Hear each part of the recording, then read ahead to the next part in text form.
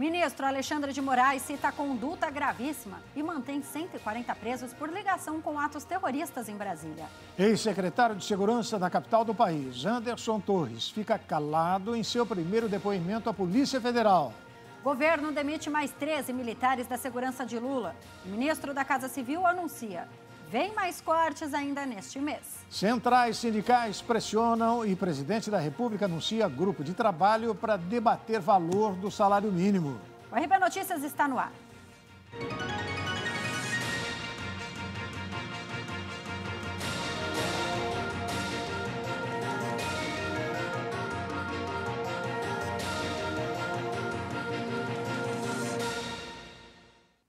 O ministro Alexandre de Moraes, do Supremo Tribunal Federal, manteve a prisão de 140 detidos pelos ataques em Brasília. 60 foram liberados.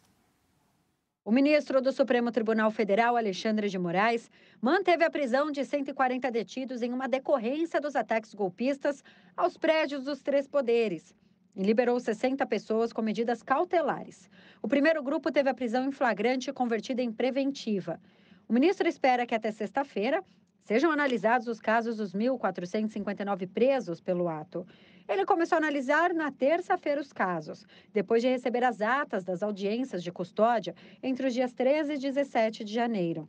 Na decisão que manteve os 140 presos, o ministro considerou que as condutas praticadas foram ilícitas e gravíssimas, com o intuito de, por meio de violência e grave ameaça, coagir e impedir o exercício dos poderes constitucionais constituídos. O comentarista Ney Gonçalves Dias, além de experiente jornalista, é também um grande advogado. Ele explica agora como o ministro Alexandre de Moraes deve julgar os presos pelos atos terroristas em Brasília. Vamos acompanhar.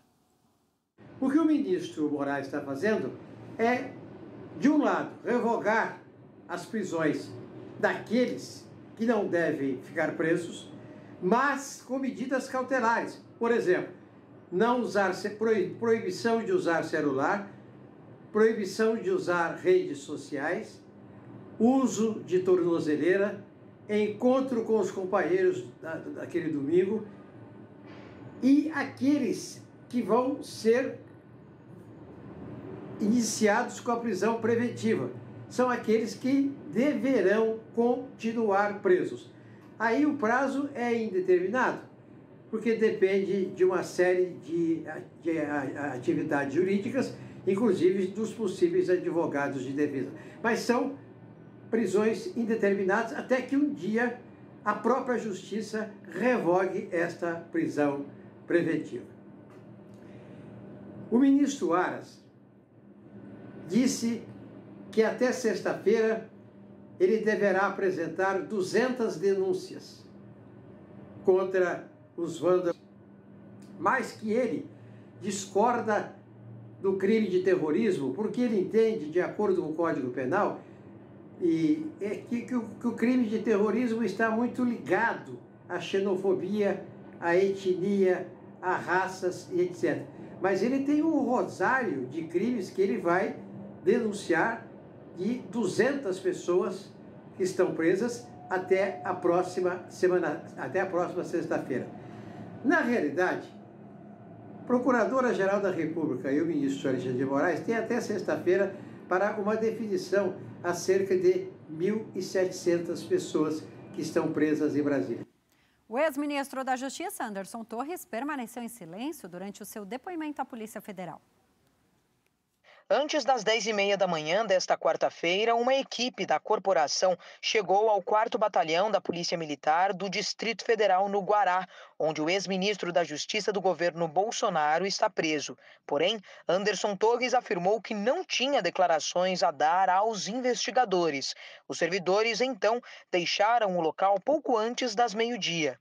O ex-secretário de Segurança Pública do Distrito Federal está sendo investigado por suspeita de omissão nos ataques que ocorreram na Praça dos Três Poderes por bolsonaristas radicais no dia 8 de janeiro. Na data que aconteceram os atos antidemocráticos, Torres ainda estava sob o comando da Segurança Pública do Distrito Federal. No entanto, ele nega conivência com os atos. Ele foi preso no dia 14 de janeiro por ordem do ministro do Supremo Tribunal Federal, Alexandre de Moraes. Quando a prisão foi decretada no dia 10 de janeiro, Anderson Torres estava em período de férias com a família nos Estados Unidos. Após a ordem do ministro Moraes, ele voltou para o Brasil e foi detido assim que chegou no aeroporto de Brasília.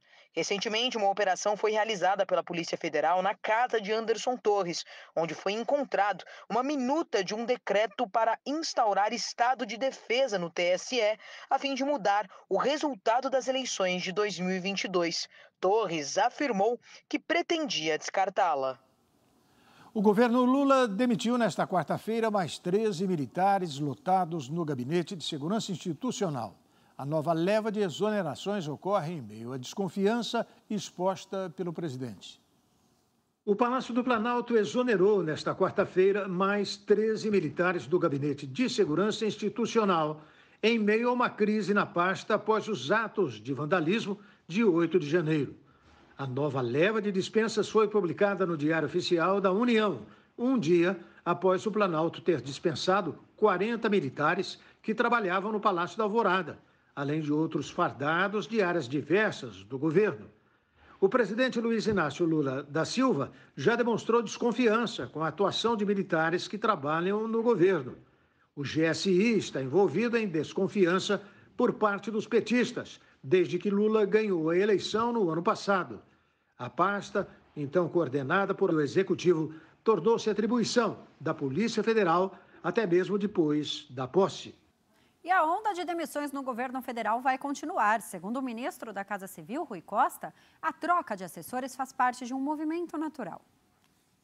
O ministro da Casa Civil, Rui Costa, diz que a demissão de assessores e comissionados é natural, independentemente de se tratar de funcionários civis ou militares. Ele afirmou que mais trocas deverão ser feitas pelo novo governo a partir de 23 de janeiro. A troca dos assessores, que são cargos comissionados, eles estão ocorrendo em todos os ministérios, ocorrerão independente de serem militares ou civis. Vocês têm acompanhado, desde que assumimos, um número grande de trocas de pessoas a partir do dia 23, quando eu diria que roda a chave no sistema para que os novos ministérios passem a existir nos sistemas eletrônicos, nos sistemas digitais do governo e, portanto, o grosso das nomeações, das exonerações, será feito a partir do dia 23. Costa afirmou que as trocas serão realizadas principalmente em cargos comissionados e de extrema confiança. Segundo o ministro, o novo governo tem uma filosofia diferente da gestão de Jair Bolsonaro e, por isso, as mudanças são necessárias. A seguir, Lula reúne centrais sindicais e anuncia a criação de grupo de trabalho para debater aumento do salário mínimo.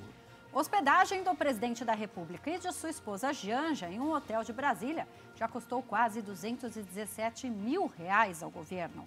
O RB Notícias da Rede Brasil volta daqui a pouquinho.